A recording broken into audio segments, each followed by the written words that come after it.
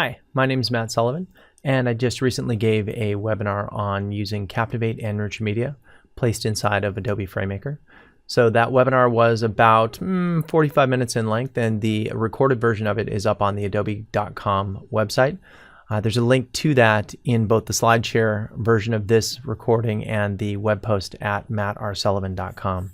So in a nutshell, what we talked about was taking files into Adobe FrameMaker, things that you wouldn't think about using traditionally in a print document, things like 3D objects, moving video, and software simulations, taking that sort of content into FrameMaker and then pushing it out to PDF and even out through RoboHelp into online help systems. So if you're interested in any of that, you could also see the previous recorded webinars. We're in the middle of a series of 5 webinars, and this is the 4th in that series. So hope you like what you see here, and if you do, then please click through to the Adobe website, check out that content on their website.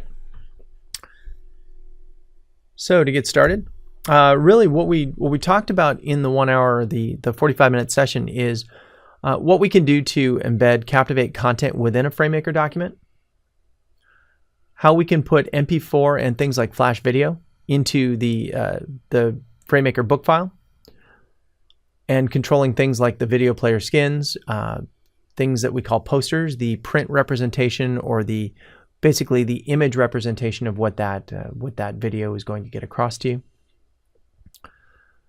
Placing 3D images allow us to put working 3D models that will follow through into our PDF files and also into our online help systems. So it's a really cool way to get very complex information over to people without having to try and take a million different views and wade through picture upon picture with cutout, with call out. You can do all kinds of animations and literal 3D modeling that carries along with your project.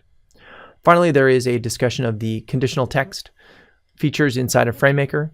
What we're doing there is we are recognizing that the print version of content might be slightly different or subtly different than the electronic or the online version. So we're customizing, we're putting and embedding both sets of that content into the document so that we can then split it out. We can produce a print document that will look like it was designed 100% as a print doc. And then the online versions, both the PDF and or the online help system, can be optimized. The display can be more obvious, more literal, and you can understand just directly by looking at the page what the interactive content is. So I hope that sounds interesting to you. If it does, go ahead and click through to the Adobe recording.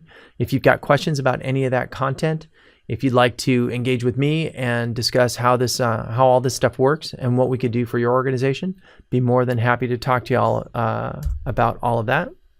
Here are a few of the ways that you can get in touch with me. I did write an Unstructured FrameMaker 11 book earlier this year, co-authored with Sarah O'Keefe, and the links to purchase that on Amazon and on the scriptorium.com website are right there.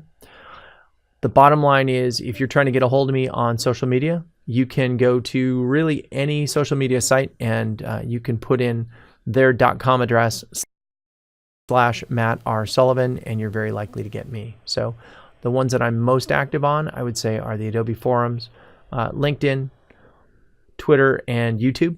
And so there's a bit of video on a few of those sites, and be more than happy to talk to you in depth if you get in touch with me.